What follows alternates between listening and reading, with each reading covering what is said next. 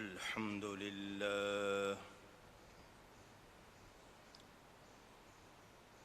الحمد لله رب العالمين والعاقبة للمتقين والصلاة والسلام على رسوله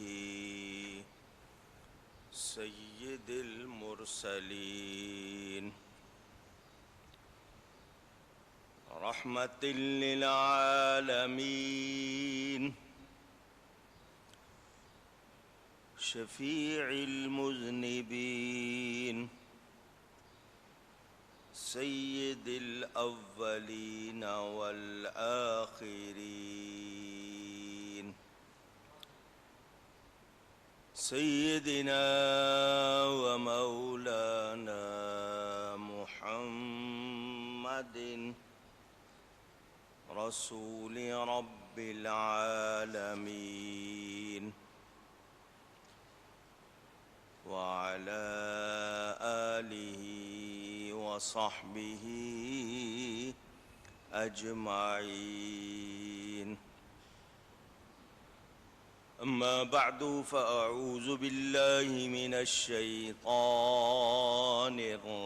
الرجيم. بسم الله الرحمن الرحيم.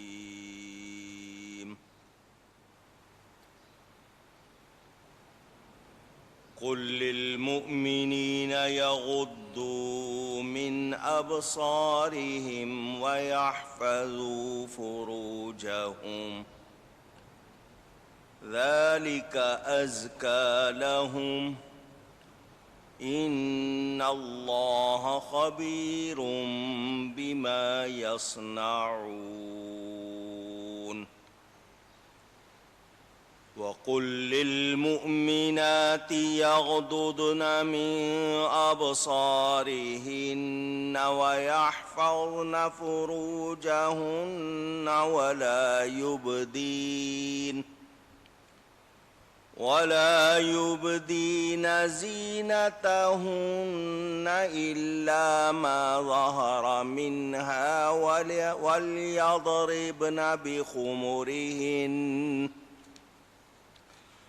وليضربن بخمرهن على جيوبهن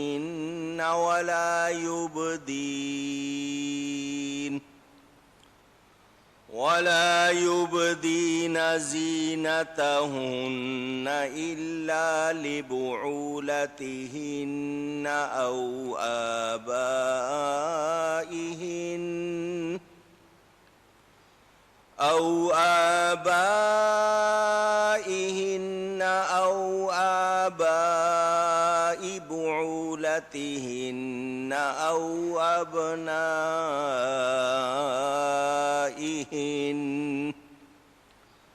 أو أبناء بعولتهن أو إخوانهن. صدق الله العلی العظیم. محبت کے ساتھ ایک مرتبہ دروشی پڑھ لیجئے. اللہم صلی علی سیدنا و مولانا محمد معدن الجود والکرم وآلہ وصحبہ وبارک وسلم. الصلاة والسلام علیک یا رسول اللہ.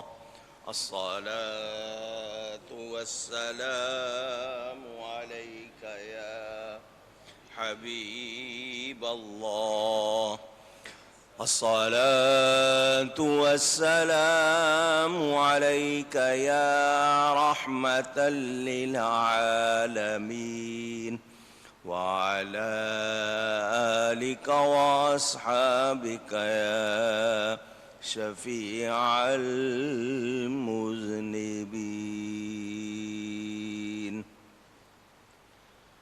حمد و صلاۃ کے بعد قرآن کریم کی سورۃ النور جو ترتیب میں 24 نمبر سورت ہے اس کی تفسیر آپ سن رہے ہیں۔ گزشتہ جمعے عرس شریف کے حوالے سے بیان ہوئے تھے۔ آج پھر تفسیر کا سلسلہ جہاں سے رکا تھا وہاں سے پھر اس کا بیان ہے۔ اللہ فرماتا ہے، مسلمان مردوں کو حکم دیجئے کہ اپنی نگاہیں کچھ نیچی رکھیں اور شرم گاہوں کی حفاظت کریں، یہ ان کے لیے بہت ستھرا ہے۔ بے شک اللہ تعالیٰ کو ان کے کاموں کی خبر ہے۔ یہ آیت نمبر 30 ہے اور آیت نمبر 31 کا میں نے کچھ حصہ پڑھا ہے، اس کا بیان آگے پھر کرتا ہوں۔ وہ آیت الفاظ میں بہت زیادہ ہے۔ مومن عورت ایمان والی، مومنہ،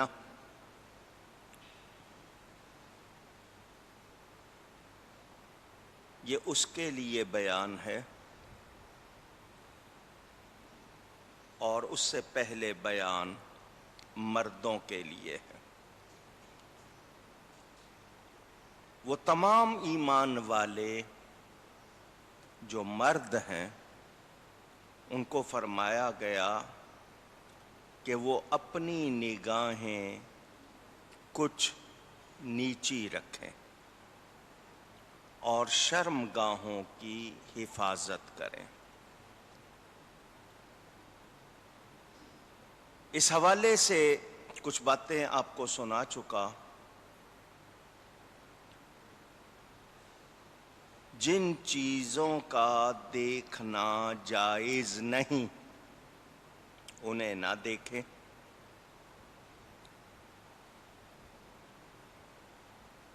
آج ہم اگر تھوڑا سا بھی غور کریں تو اسلامی احکام یہ بتاتے ہیں کہ معاشرہ جو لوگوں سے مل کر بنتا ہے، جس کو انگلش والے سوسائٹی کہتے ہیں، انسانی سوسائٹی، انسانی معاشرہ پرامن رہ سکتا ہے، محفوظ رہ سکتا ہے، پاکیزہ رہ سکتا ہے تو اسلامی احکام کی پیروی میں۔ ہم نے ان احکام کو چھوڑ دیا، ان کو سختی سمجھ لیا، نتیجہ ہمارے سامنے ہے۔ بے راہ روی، عریانی، فحاشی اور طرح طرح کی مصیبتیں ہمارے سامنے آ گئیں۔ بلا ضرورت کسی کا بدن دیکھنا حرام ہے۔ طبیب، معالج، ڈاکٹر مجبوراً اگر کوئی حصہ دیکھتا ہے جسم کا، صرف اتنا وہ اس کے لیے مجبوری ہے، لیکن فیشن کے نام پر یا ماڈریشن کے نام پر، کہ وہ پرانے لوگ تھے جو بہت زیادہ کپڑے پہنتے تھے، اب کم سے کم لباس پہنا جائے۔ امیر ملکوں میں لگتا ہے غربت ہے، اتنے پیسے نہیں ہیں کہ پورے کپڑے خرید سکیں، بازو ننگے ہیں یا ایسے کپڑے پہنے ہوئے ہیں کہ کپڑے پہن کے بھی پورا بدن نظر آ رہا ہے۔ تو یہ دعوت دینے والی بات ہے نا کہ دیکھو، اور پھر اس کے بعد شکایت کرنی ہے کہ جی ہم محفوظ نہیں ہیں۔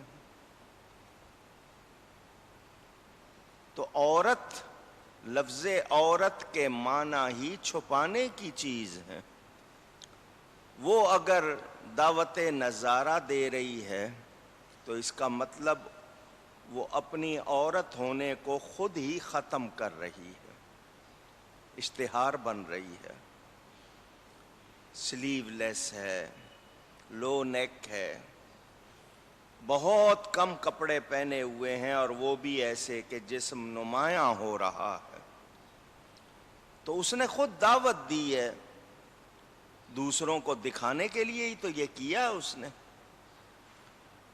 اس کے بعد بدنگاہی کی شکایت کہ میلی نگاہوں سے دیکھا جا رہا ہے، بری نگاہ سے دیکھا جا رہا ہے، چھیڑا جا رہا ہے، تو تم اس طرح کیا حلیہ بنا کر کیوں سامنے آئی ہو؟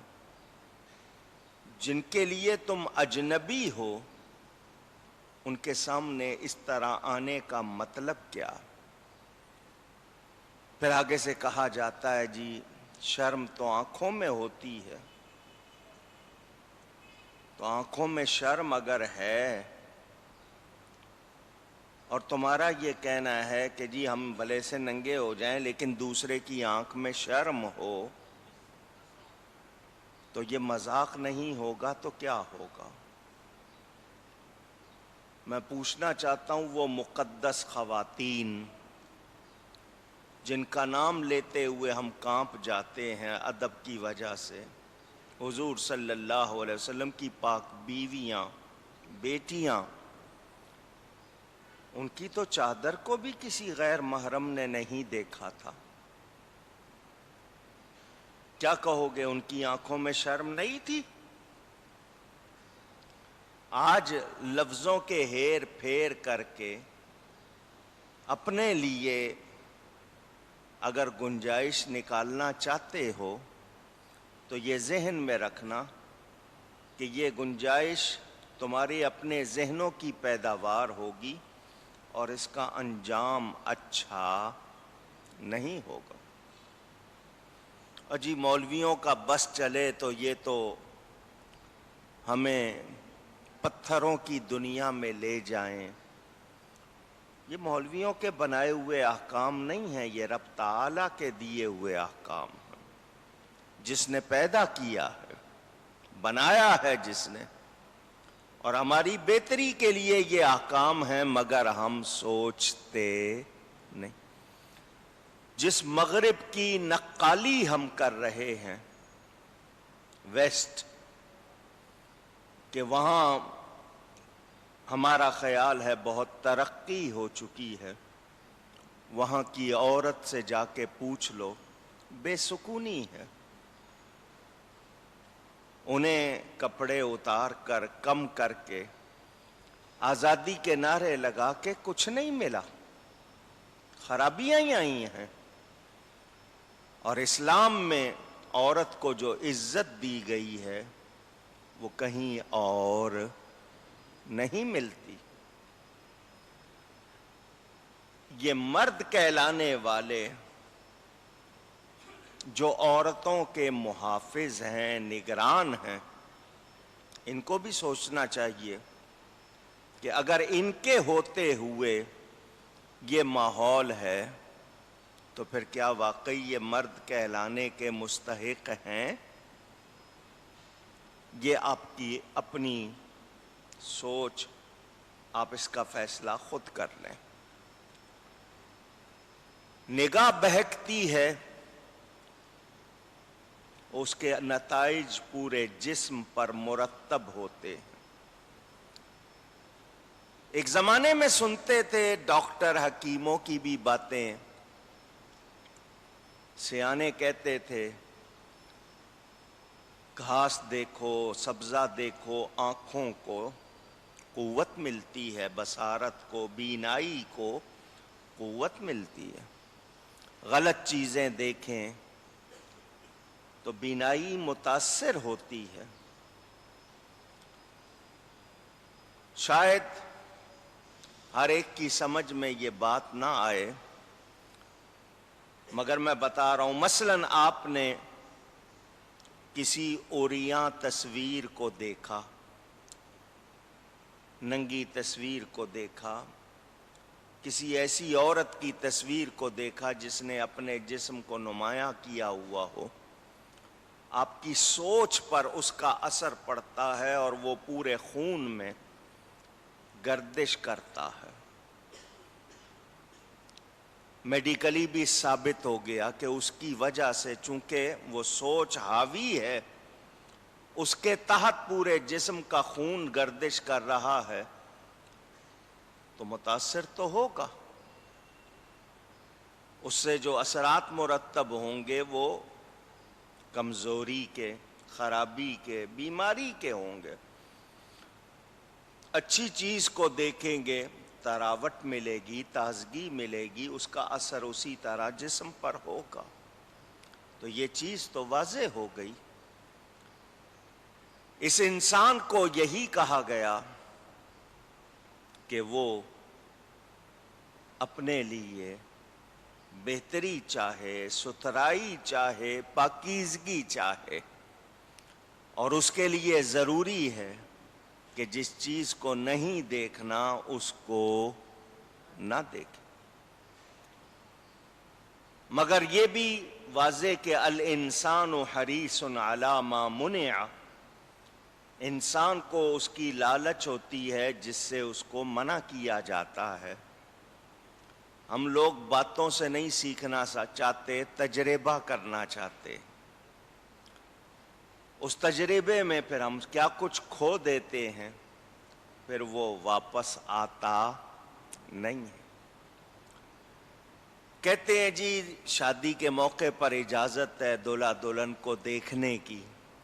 ہاں، مگر کس طرح؟ یہ نہیں کہ ان کی ملاقات ہو، انہیں موقع دیا جائے، وہ گھوم پھر لیں، وہ لمبی لمبی باتیں کریں، نہیں۔ لڑکا چھپ کر عورت کو دیکھ لے، لڑکی نے دیکھنا ہے چھپ کر مرد کو دیکھ لے، مگر یہاں تو نمائش کی جاتی ہے۔ تو ہم نے جب خود ان چیزوں سے اپنے آپ کو الگ کیا، اس کے نتائج بھی ہمارے معاشرے میں آئے۔ آج وہی چیزیں مصیبتیں بن گئی ہیں۔ اگر ہم نے پہلی اینٹ غلط رکھی ہے تو پھر دیوار سیدھی ہو سکتی نہیں۔ بنیاد میں خرابی رکھ دی، اب رزلٹ اچھا مانگ رہے ہیں تو ایسا ہو سکتا نہیں۔ جب اسباب ایسی چیزیں مہیا کی جائیں جو گناہ میں مدد دیں، تو بتائیے پھر گناہ کے لیے روکنے والا کون ہوگا؟ سامنے آپ کے تمام، یہ تو بہت ہی امتحان والی بات ہوتی ہے نا، ہر کوئی اتنا مضبوط تو نہیں ہوتا۔ تو انسان کو جو تعلیمات دی گئی ہیں قرآن نے، دین نے، وہ اس کی بھلائی کے لیے ہیں، پاکیزگی کے لیے ہیں۔ ایک کہاوت ہے کہ اگر آپ کی صحت متاثر ہو جائے، بیمار ہو جائیں آپ، تو آپ یہ نہ سمجھیں کہ آپ کا سب کچھ چلا گیا۔ آپ کی دولت کم ہو جائے تو آپ یہ نہ سمجھیں آپ کا سب کچھ چلا گیا، مگر آپ کی عزت چلی جائے تو آپ سمجھیں کہ سب کچھ چلا گیا۔ اور یہ تصور ایمان والوں کے پاس ہے، ایمان والوں کے سوا نہیں۔ If health goes, nothing goes. Wealth goes, nothing goes. But if respect goes, everything goes. یہ کہاوت جس کا میں نے اردو ترجمہ آپ کو سنایا۔ غیروں نے اس چیز کو کبھی برا سمجھا ہی نہیں، لیکن مسلمان کے لیے اس کی شرم، اس کی حیا، اس کی غیرت، اس کی پارسائی بہت اہم ہے۔ ہم اس حوالے سے آج جو واقعات دیکھتے سنتے ہیں وہ ہماری ان خرابیوں کا نتیجہ ہیں جو ہم نے دین کو چھوڑ کر اپنائی ہے۔ اگر علماء آپ کو اسلام کی بات بتاتے ہیں تو ان کا مقصد آپ کے لیے رہنمائی فراہم کرنا، آپ کو حق بات بتانا۔ آپ نہیں سننا چاہتے، نہیں عمل کرنا چاہتے تو یہ آپ کا فعل ہے، اور اس کو آپ برا کہیں تو پھر آپ بتائیے ایمان کہاں ہے؟ ہم اللہ کی، اس کے رسول صلی اللہ علیہ وسلم کی باتوں کو سختی کہیں، زبردستی سمجھیں، جبر سمجھیں تو پھر ہم ایمان والے نہیں۔ ہمیں جاننا چاہیے ہمیں بنانے والا رب ہے، اس کے احکام بھی ہماری بہتری کے لیے ہیں اور عقل تمیز کے لیے دی گئی ہے۔ اگر ہم نے تمیز ہی نہ کی، فرق ہی نہ کیا تو پھر ہم میں اور جانور میں کوئی فرق نہیں ہوگا۔ اللہ فرماتا ہے اگر نگاہوں کو کچھ نیچا رکھو گے، شرم گاہوں کی حفاظت کرو گے تو یہ تمہارے لیے ستھرا ہے، بہتر ہے، اور اللہ تعالی خوب جانتا ہے تمہارے کاموں کو، تمہاری نیتوں کو، اس سے کچھ بھی چھپا ہوا نہیں۔ میں پوچھنا چاہتا ہوں جب تک عورت پردے میں تھی کیا عورت عورت نہیں تھی؟ کیا اس کی عزت نہیں تھی؟ محفوظ تھی، معاشرہ اچھا تھا۔ آزادی کے نام پر اس نے کیا لیا ہے؟ بے چینی، پریشانی، اس کے ہاتھ کچھ آیا نہیں ہے، اپنا وقار گوایا ہے اس نے، وہ کھلونا بنی ہے۔ وہ مرد جنہوں نے دینی تعلیمات سے خود کو دور کیا ہے ان کے حصے میں بھی بے چینی